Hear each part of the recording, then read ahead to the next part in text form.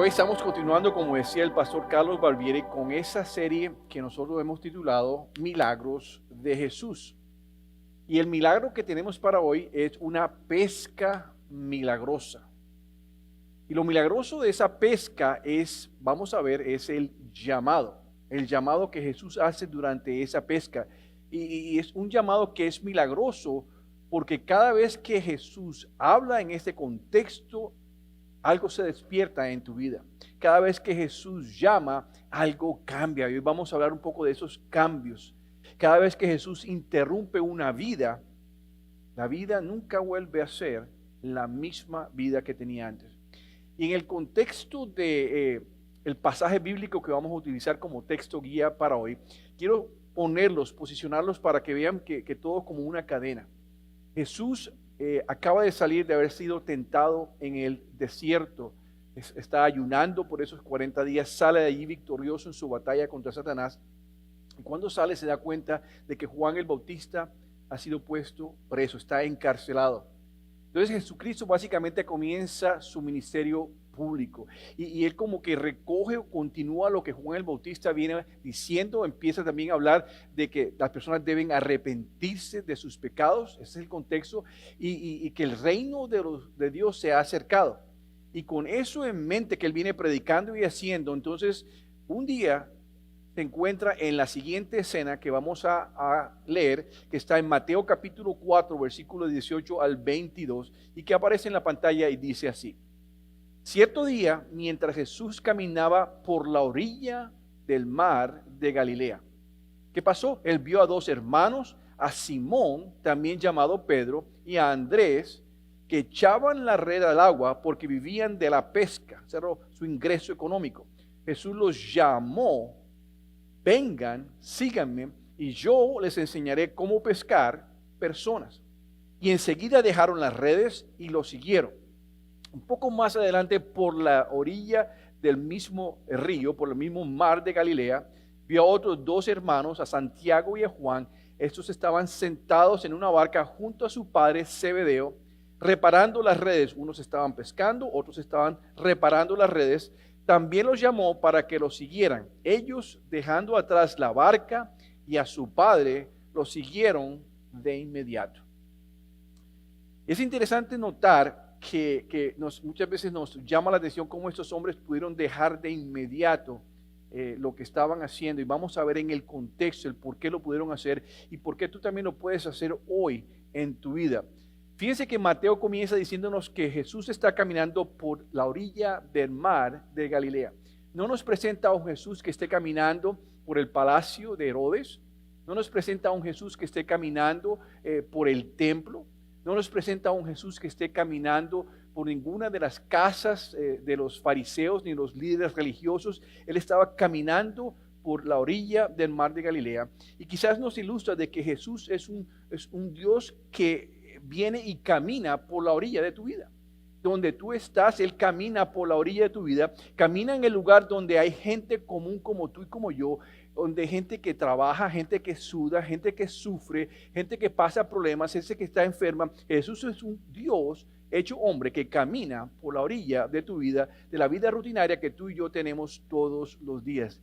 Así que Jesús entra a la historia de tu vida en el lugar donde tú y yo nos encontremos. Él entra donde tú estés en tu vida. Él sabe tu posición geográfica. Él nunca estás perdido en el radar de Dios. Nunca estás perdido en el radar de Jesús. Él entra a tu posición física. Él sabe cuál es tu estado anímico. Él sabe cómo están tus emociones. Él sabe cómo está tu estado mental. Él sabe cuál es tu hoja de vida. Él camina por la orilla de tu vida. Y ese encuentro, cuando Él entra a la historia de tu vida, es un encuentro personal que resalta el valor y la importancia que Jesús le da a cada uno de ustedes, a cada uno de nosotros. Y Dios te está comunicando algo con eso, y es: tú eres importante para mí. Tú eres valioso para mí. Estoy caminando por la orilla de tu vida. Quiero que observen que Jesús no les gritó a estos pescadores, no les gritó desde lejos ni a Andrés, ni a Pedro, ni a Juan, ni a Santiago, sino que Jesús se acercó donde ellos estaban literalmente. La pregunta sería: ¿por qué se acerca Jesús? Y es una razón bien interesante porque Jesús no hace llamados impersonales. Jesús no hace llamados a distancia. Jesús no es un Dios que viene y manda mensajes fríos. Jesús no manda ni correos electrónicos ni mensajes de texto que sean completamente libres o ajenos de estar allí en la presencia de Él. Jesús se acerca a los ojos de cada uno de nosotros, como lo hizo con Pedro y con Juan, nos mira a nuestro interior y nos llama y nos invita a seguirlo. Y eso está sucediendo hoy, aquí, sucede cada día de nuestras vidas, porque Él camina por la orilla de tu vida como caminó por la orilla del mar de Galilea. Y todo esto que he mencionado nos revela algo maravilloso del reino de Dios, que el reino de Dios no funciona por presión. El reino de Dios no funciona por algo a la fuerza, no es algo que se empuja, no es algo que se obliga, sino más bien es una invitación a una relación. Y por eso Él dice, ven y sígueme. Ven y sígueme. Es una invitación a seguirlo. Y Mateo nos enseña en ese contexto de que hay algo poderoso que Dios quiere hacer a través de esta presentación. Que el llamado de Jesús es una puerta abierta a oportunidades. Voy a repetirlo, el llamado de Jesús es una puerta abierta a un mundo de oportunidades, a propósitos eternos con ilimitadas bendiciones. ¿No les parece todo esto muy atractivo, que lo que Dios está ofreciendo a estos hombres allá en el Antiguo Testamento, en el Nuevo Testamento, es lo mismo que nos ofrece hoy en día? Y por eso lo que yo quiero hoy presentarles, la gran idea que yo quiero que se lleven ustedes hoy, es que cuando Jesús llama, todo cambia. Voy a repetirlo, dígalo conmigo. Cuando Jesús llama, todo cambia. Si ustedes buscaron hoy un cambio, si ustedes vienen aquí a la iglesia hoy esperando un cambio, deseando un cambio, están en el día perfecto con el mensaje adecuado, porque Dios les va a mostrar el cambio que quiere hacer en sus vidas. Así que cuando tú llegas a la vida de Jesús y Jesús llega y te llama, todo cambia.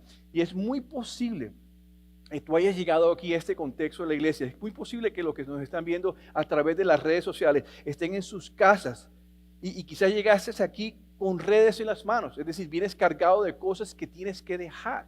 Y no necesariamente estoy hablando de pecados, estoy hablando de cosas buenas, como sabemos que hay cosas buenas en nuestra vida, que es tiempo de dejarlas atrás, tiempo de soltarlas. A lo mejor llegas aquí cargado de cansancio físico, cansancio en tu alma, pensando en tu futuro, pensando en tu mañana, pensando en tu hogar, pensando en tus hijos, pensando en la carga laboral que tienes. A lo mejor vienes lleno y cargado de incertidumbres. ¿Será que sí voy a conseguir la esposa por la cual estoy orando? ¿Será que sí voy a conseguir el esposo por el cual estoy orando? ¿Será que mis hijos finalmente van a cambiar? ¿Será que yo voy a tener suficiente para pagar la renta, los ingresos económicos? A lo mejor vienes cargado de todo eso.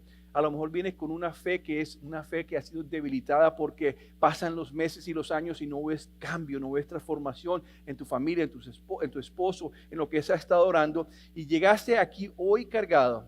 Y yo quiero que veas lo siguiente, que en medio de todo eso que es real, en medio de estas circunstancias que tú y yo experimentamos a diario, quiero que sepas que Jesús pasa por la orilla de tu vida. Y Él sabe lo que estás pasando y te sigue buscando y te sigue animando y te ofrece cambios. Aquí sí que ustedes vinieron buscando cambios. Tengo 3 cambios que ocurren cuando Jesús nos llama. Hay 3 cambios que ocurren en este contexto, lo que acabo de leer en el texto de guía para hoy, que Dios quiere compartir con ustedes. Y si ustedes vinieron buscando cambios, ese es el día para ustedes. Entonces, veamos el primer cambio que va a aparecer allí en la pantalla. El primer cambio es un cambio de identidad. Un cambio de identidad. Vamos nuevamente, pasaje corto nuevamente ahí, Mateo 4, 19, que dice así. Jesús los llamó, vengan, síganme, yo les enseñaré cómo, ¿qué? Pescar personas. Antes de ese llamado que Jesús le hizo a sus discípulos, ellos eran simplemente pescadores. Ellos no eran ni teólogos, ni eran maestros, ellos no eran predicadores, no eran apóstolos. Así que Jesús no los llamó a ellos en ese momento por el resumen de su hoja de vida, los llamó por su potencial. Y así Dios te mira a ti. No te mira a ti por tu hoja de vida, sino por el potencial que tú tienes. El llamado de Jesús siempre ve tu futuro, aunque tú solo veas tu presente. El llamado de Jesús siempre está buscando tu futuro, a pesar de que tú solamente veas tus condiciones y circunstancias actuales. Así que tu Jesús, tu Señor, no te llama por tu pasado, ni te llama por tu presente, sino que te llama por el propósito que Él tiene para tu vida. Y por eso podemos decir lo que ya hemos dicho: cuando Jesús llama, todo cambia. Vamos a repetirlo: cuando Jesús llama, todo cambia. Eso venimos buscando. Y Jesús te llama hoy, no por lo que eres ahora, sino por lo que Él sabe que vas a hacer en las manos de Él. Jesús te está llamando por lo que Él sabe con seguridad de lo que Él va y puede hacer en tu vida.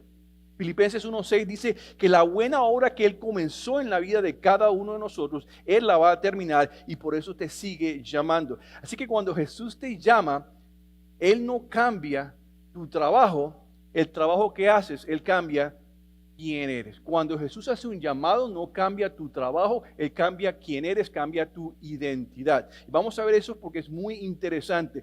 Pedro seguía oliendo a pescado, a pesar de que el Señor ya lo veía como una roca. Y tan es así que en su primer encuentro con Pedro, Él cambió su nombre de Simón a Cefas, que significa piedra o piedrecita o roca, como lo vemos en diferentes traducciones, porque Él ya lo veía como esa roca fundamental donde iba a andar el contexto de la iglesia local. Jesús no solo llamó a estos hombres a seguirlo, los llamó a salir de una identidad que los tenía abrumados, los llevó a que salieran de esas etiquetas que nos dan la vida. Muchas veces decimos: pero es un barrendero, pero es un drogadicto, pero es un mujeriego, pero es un alcohólico, pero es simplemente eso lo que... Y el mundo y la familia nos ponen etiquetas, y ellos tenían esas etiquetas puestas sobre sus vidas. Ellos se veían como simples pescadores. La sociedad los clasificaba como pescadores, pero Jesús veía mucho más allá que eso, y lo mismo hace con tu vida. Él ve más allá de lo que tú mismo te pones una etiqueta. Y por eso les dijo: síganme, y yo, dice Jesús, los haré pescadores de hombres.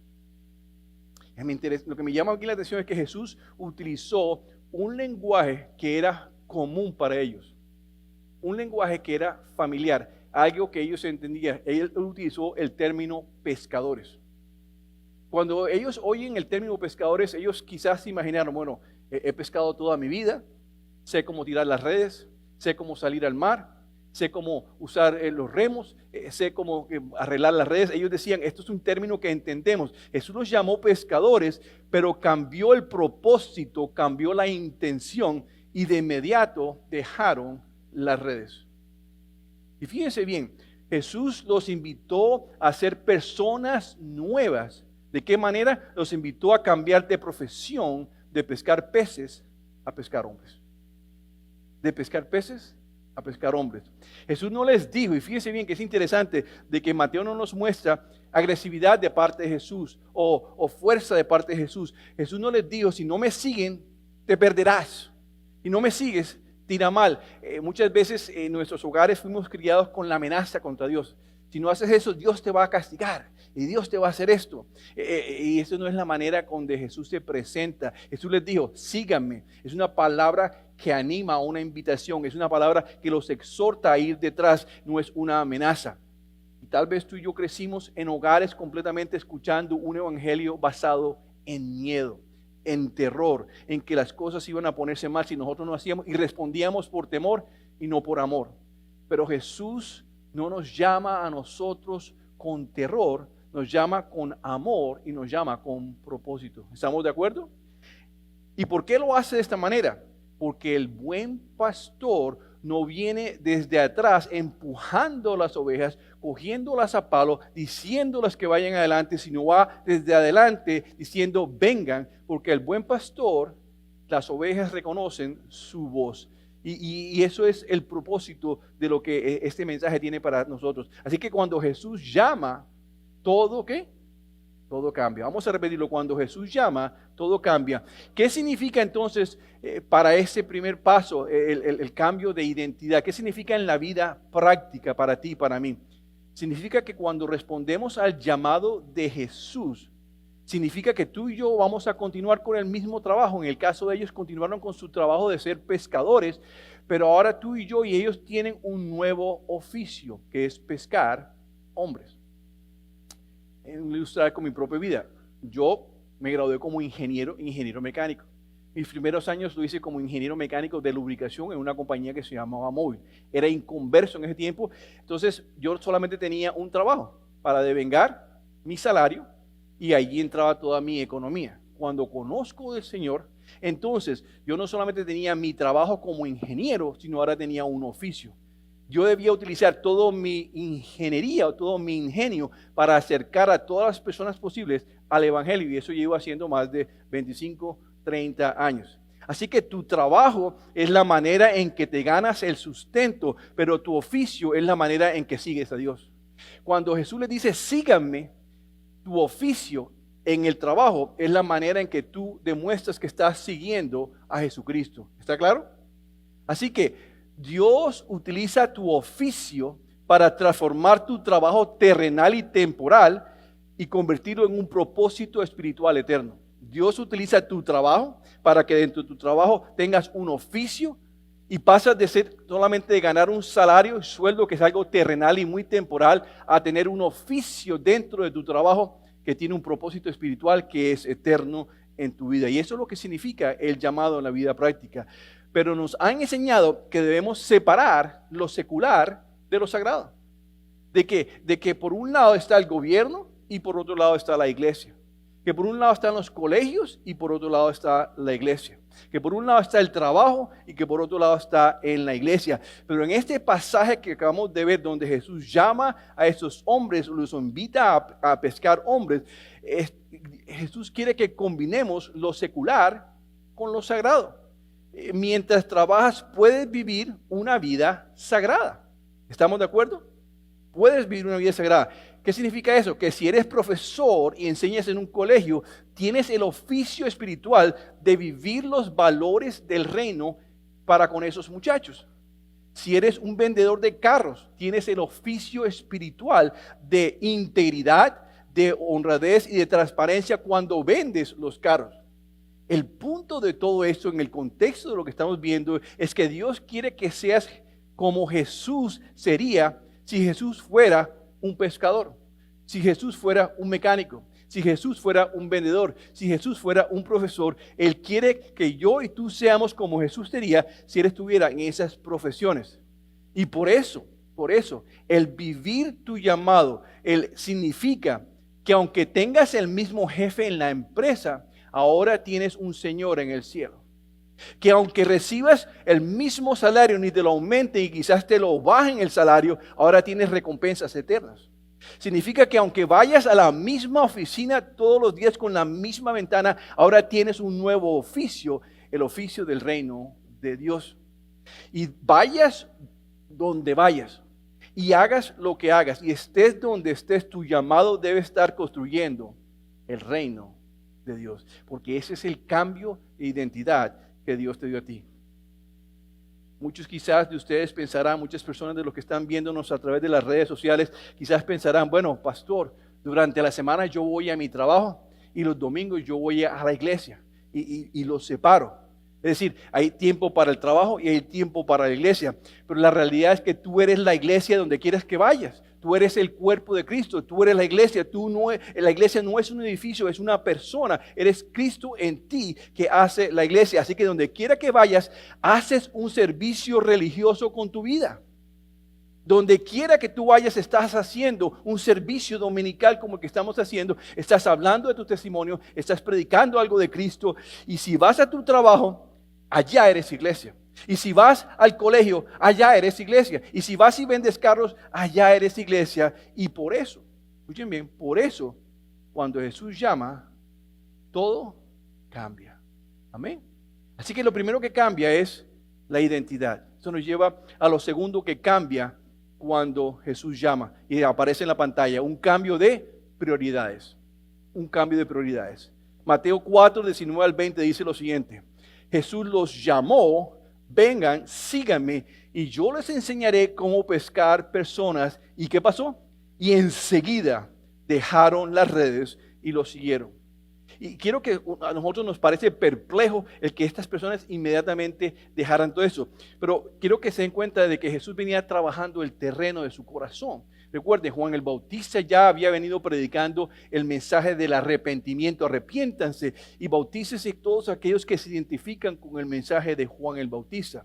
Cuando salimos y nos damos cuenta de que Jesús ya ha pasado 40 días en ayuno y Él sale allí, que Él retoma la tarea de Juan el Bautista y empieza a predicar el mismo mensaje de arrepentimiento de sus pecados, es decir, que tengan un cambio de mente y que el reino de Dios se ha acercado. Habiéndole dicho esto, dice que se va caminando por el río y se encuentra con estos hombres. No era la primera vez que se habían encontrado. Juan, el apóstol Juan, en su evangelio, en el primer capítulo, muestra cómo se encontraron por primera vez. Juan el Bautista, que estaba vivo en ese momento, los presenta. Le dice a Juan, al apóstol Juan y a Andrés, miren, allá va el Cordero de Dios que quita el pecado del mundo. Y diciendo esto, le dicen, chao Juan el Bautista, y empiezan a seguir al Mesías. Esto es otro encuentro, pero un encuentro ya el corazón había sido tocado por el proceso de arrepentimiento, por el proceso. Y lo que quiero que vean es que las redes en este contexto representan el pasado de estos hombres. La barca representa su estabilidad y puede ser su estabilidad emocional, puede ser su estabilidad económica, puede ser su estabilidad financiera. Y el papá, el señor Zebedeo, representaba su herencia, ya sea su herencia ética, su herencia moral, una herencia, es decir, habían cosas, simplemente representan cosas que estaban allí presentes en las vidas de estos hombres. Y Mateo no dice que dejaron algunas cosas, sino que dejaron todo. Que enseguida dejaron todo y no dejaron unas cosas pendientes. En otras palabras, estos discípulos no negociaron con Jesús. Muchos de nosotros negociamos con Jesús. Estos discípulos no dijeron, por favor, Señor, danos un tiempo, volvámonos a ver en un par de días para ver si de pronto. No, ellos inmediatamente soltaron todo. El punto de esto es que el llamado revela lo que realmente está gobernando tu corazón. Voy a repetir eso despacio. El llamado les va a revelar a ustedes y a mí lo que realmente está en nuestros corazones. Estos discípulos dejaron todo inmediatamente, no porque fuera algo malo, pescar no era malo, las redes no eran malas, dejar al papá Zebedeo no era malo, sino porque ahora había algo mejor y sobrenatural delante de ellos. El llamado lo que hace es que reordena tu vida y la mía. Lo que antes era importante pasa a segundo o a tercer lugar, y lo que Jesús te ofrece pasa y debe pasar a primer lugar. Por eso Abraham dejó atrás la tierra donde él había nacido, donde él había vivido. Por eso Moisés dejó atrás las ovejas que él estaba pastoreando allá y pasando una vida chévere. Y por eso dejamos que Mateo, el cobrador, dejó atrás la carpa de donde él cobraba impuestos, porque eso es lo que hace el llamado. Dejamos atrás las cosas que fueron nuestra prioridad para tomar algo más importante. Nada de eso fue pérdida. Dejar estas cosas, la barca, el papá, nada de esto fue pérdida. Fue un reajuste de prioridades. Una vez más, nada de esto fue pérdida, sino fue un reajuste de prioridades. ¿Por qué? Porque Dios no quita las cosas para empeorar tu vida, para hacerte la vida más difícil. Las quita para alinear tus prioridades con el llamado. Dios permite y remueve cosas de tu vida. En una ocasión, a mí, mi primer trabajo, después de tantos años, de más de 25 o 30 años, el Señor me lo quitó de la noche a la mañana, porque yo no tomaba el paso de entrar a tiempo completo en el ministerio, en esa temporada de mi vida. Y el Señor de la noche a la mañana lo borró. Y no lo hizo por malo, no lo hizo por quitarme la provisión, no lo hizo porque era un Dios malo, porque Dios siempre es bueno, lo cantamos hoy. Es porque Él estaba alineando las prioridades con el llamado que me había hecho a la vida. Y fíjense, esto es bien interesante y quizás nunca lo han escuchado.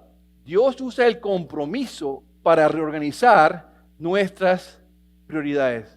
¿Han escuchado eso? Dios usa el compromiso para reorganizar nuestras prioridades. Y si le han prestado algo de atención al mensaje, esta parte es bien interesante.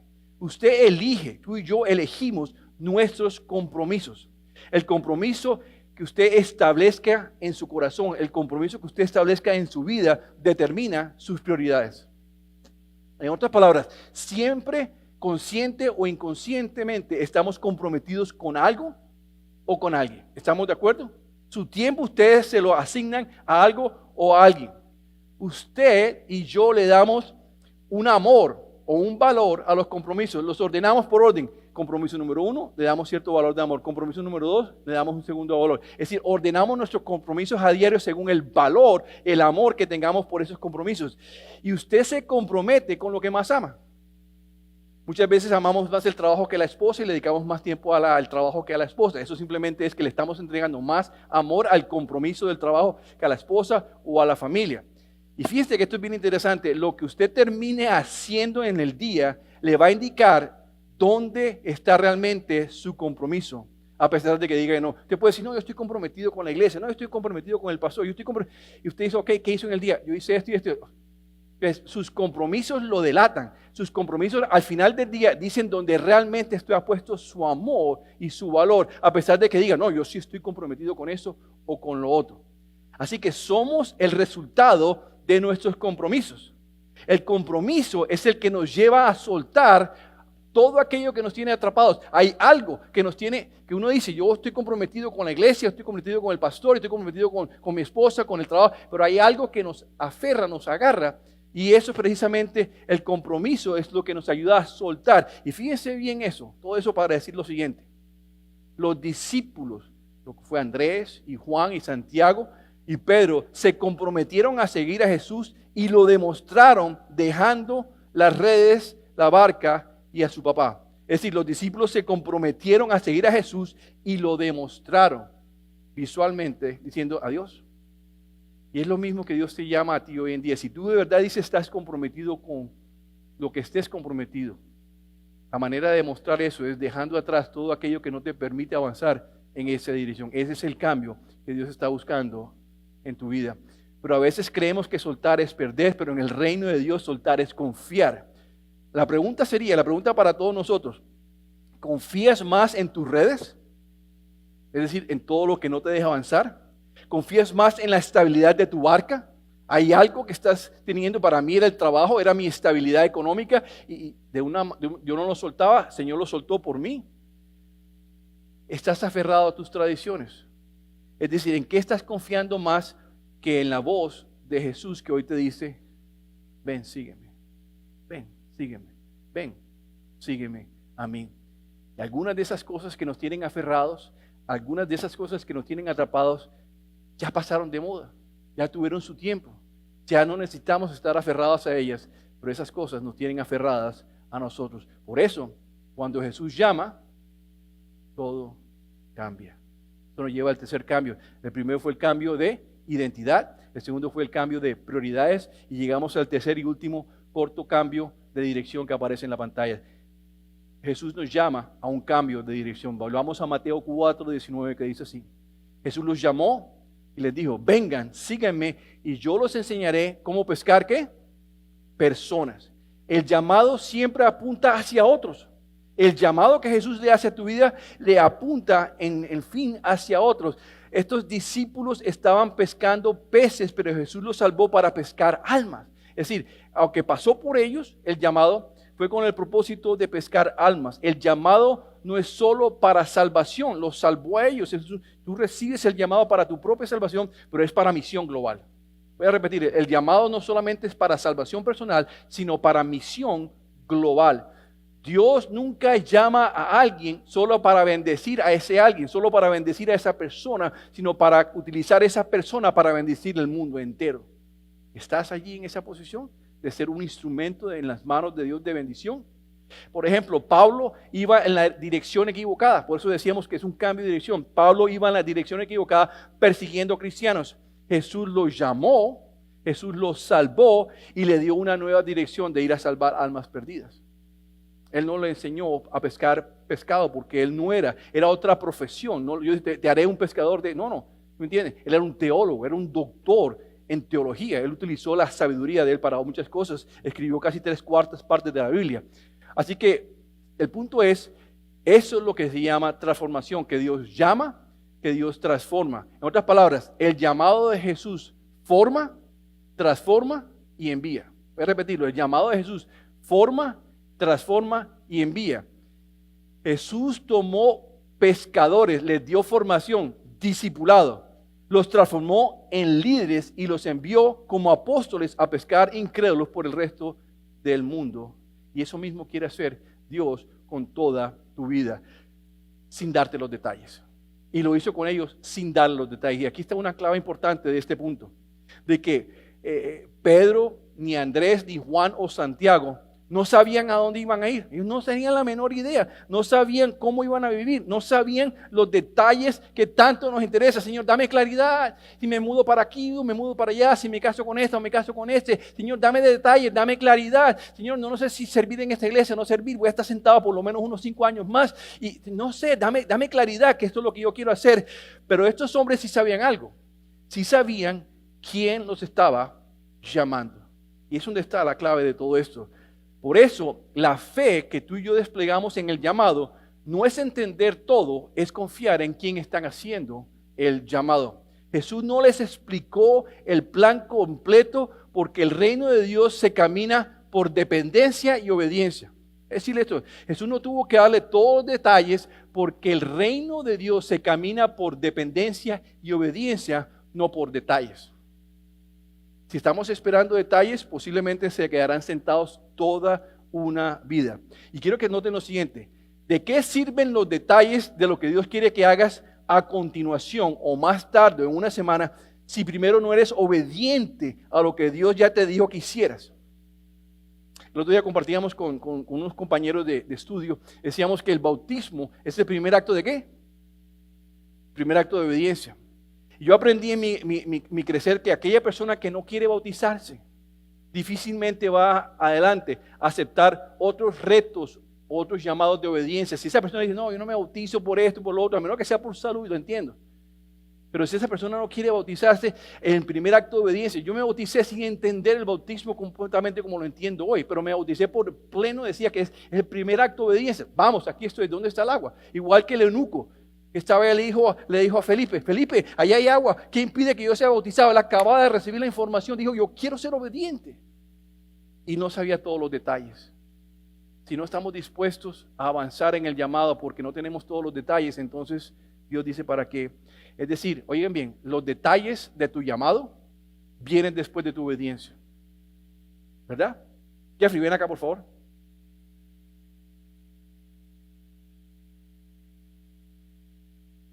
¿Sabes por qué estás aquí? ¿Por qué? Y él no lo sabía. Esto fue al azar. Iba a hacerlo con Miguel. Fíjate, él no tuvo que, pero ¿para qué pastor me va a hacer llamar? Uy, qué bochorno. Y no me toca a mí subir todavía, no me toca cantar, no me toca. Él no pidió los detalles, fue obediente al llamado. Eso es lo que Dios quiere para mí. Te puedes quedar porque voy a terminar. Entonces, estos son los 3 cambios que ocurren cuando Jesús llama. Cambio de identidad, cambio de prioridades y cambio de dirección. Todos los días, escuchen bien hermanos y familia, todos los días Jesús sigue pasando por la orilla de tu vida como lo hizo a la orilla del mar de Galilea. Jesús te sigue llamando y Jesús te sigue buscando. Escuchen bien, si escuchas su voz, es tiempo de responder. Si sientes el llamado, es tiempo de levantarte. Y si sabes que es tiempo de responder, entonces síguelo. Amén. Vamos a orar. Vamos a ponernos de pie para orar y para que adoremos junto al Señor. Señor, muchísimas gracias porque tú eres un Dios fiel, que nos buscas, nos anhelas y caminas diariamente por los círculos donde nosotros estamos, Señor, sea en el trabajo, sea en la iglesia, sea en el colegio, sea en la oficina, sea en la carretera. Señor, tú eres un Dios de perseverancia que nos busca y nos anhela para llamarnos, invitarnos por primera vez a que sigamos y conozcamos de ti. Pero diariamente nos animas a responder al llamado de cambiar nuestro sitio de trabajo al lugar donde tengamos el oficio más espectacular que tú nos has podido dar de alcanzar las personas para Cristo, Señor. Que hoy podamos reflexionar de los cambios necesarios de identidad, de prioridad y de dirección que todos necesitamos. Gracias porque eres perseverante y de aquí estoy convencido que saldrán personas a hacer cosas diferentes porque tú has hecho grandes cosas en sus corazones hoy. Has traído cambio porque todo lo que Jesús toca lo cambia y lo transforma. Oramos todo esto y te damos las gracias en el nombre de Jesús. La iglesia dice amén y amén. Los amo, iglesia.